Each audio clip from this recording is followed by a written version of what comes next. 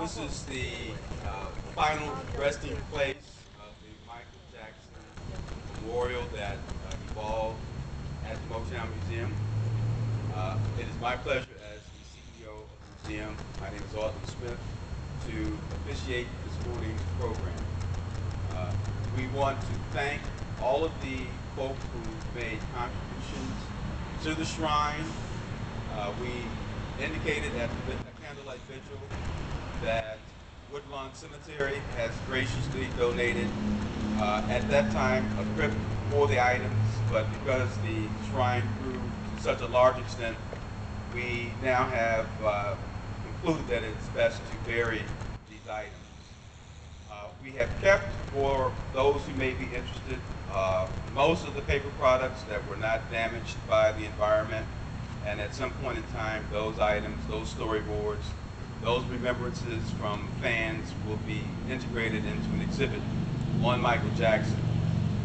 We thought that this is the best way to bring closure to the memorial exhibit because the items have been in the environment for about 3 weeks, and it would not be in the best interest for us to share these items with, as a lot of people have recommended, with orphanages or children because of the safety hazard. So we think we are, in fact, we're absolutely confident we're doing the best thing for the items and for bringing closure to the memorial. Even though Michael's memory lives on and the museum will continue to celebrate his life, today is an opportunity for all of those who were involved in the last 3 weeks of feeling sad, feeling glad, and remembering Michael, that this is a way to say, we appreciate you, Michael, from all of the Detroit fans. We'd also like to thank at this point in time, in addition to Woodlawn Cemetery, the James H. Cole's Funeral Home, who so graciously donated the flower hearses that brought these items, these wonderful items, to the cemetery. Obviously, the folk, and it's very strong family tradition for folk to get involved and help place flowers in the funeral hearse and then on the graves of those of you who just rolled up your sleeve and got involved in taking the things off of the funeral hearse and putting them in the crypt. Again, we'd like to thank you for your help. That was absolutely wonderful outpouring of love on your behalf. With that, I'd like to turn the program over to John Mason, who will actually share with you, from his perspective, some thoughts on Michael Jackson that I think will resonate for all of us. Mason? Thank you, and again, good morning. And we are glad to see you all. Michael Jackson probably would like this for several reasons. Detroit is where he was able to capture that star, hold it in his hand and put it in his heart and become who he became. And the place from the memorial in which all of the items came, people wanted to,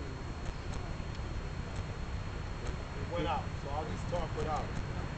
People wanted to share a piece of themselves to the piece of a person who they loved and did not know, but it was the one way to give a piece of themselves to Michael Jackson.